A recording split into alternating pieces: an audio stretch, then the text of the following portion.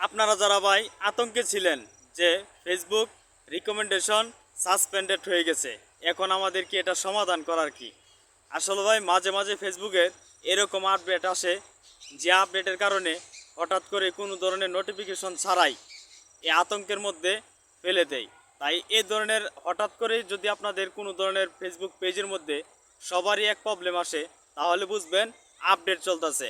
আর যদি মনে করেন আপনার মাসের শেষের দিকে আপনার এই প্রবলেম আসে বা মাসের শুরুতে, তাহলে বুঝবেন ফেসবুকের আপডেট চলতেছে।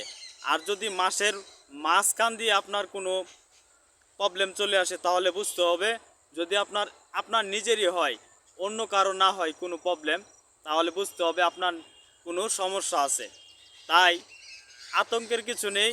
ফেসবুক মাসের প্রথমে এবং শেষে, একটা মাসের প্রথম দিকে এবং একটা মাসের শেষের দিকে কিন্তু আপনার ফেসবুকের আপডেটের কারণে বিভিন্ন ধরনের বিষয় নিয়ে ফেসবুক কাজ করে। হঠাৎ করে আপনার গত বর্ষ আপনার রিকমেন্ডেশন চলে যাওয়ার কারণে অনেকে আতঙ্কের মধ্যে ছিলেন। তাই ভাই আতঙ্কের কিছু নেই। এটা যখন ফেসবুক নিজ থেকে আপডেট দেয় তখন এটা সমাধান করার পথ আছে। যদি এটা আপনার 3 দিন 4 দিনও হয়ে যায়, তাহলে কিন্তু বুঝতে হবে আপনার পেজের মধ্যে সমস্যা আছে।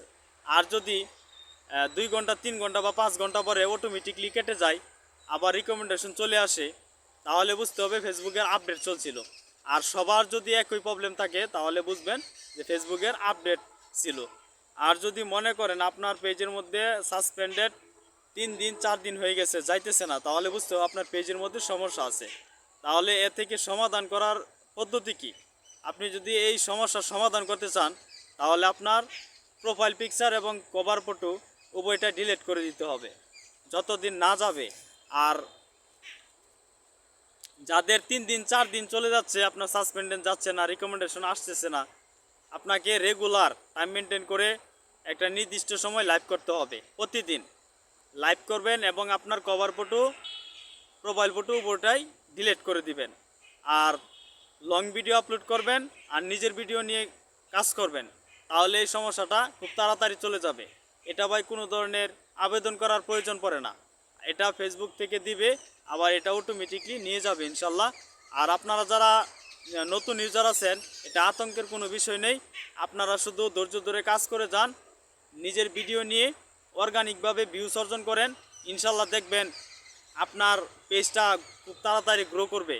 আর যাদের এরকম নট রিকমেন্ডেশন আসে, আমি বলবো নতুন নতুন যারা ফেসবুক পেজ নিয়ে কাজ করবেন, আপনাদের মনিটাইজেশন কিন্তু এখন শুরু থেকে চালু করবে না।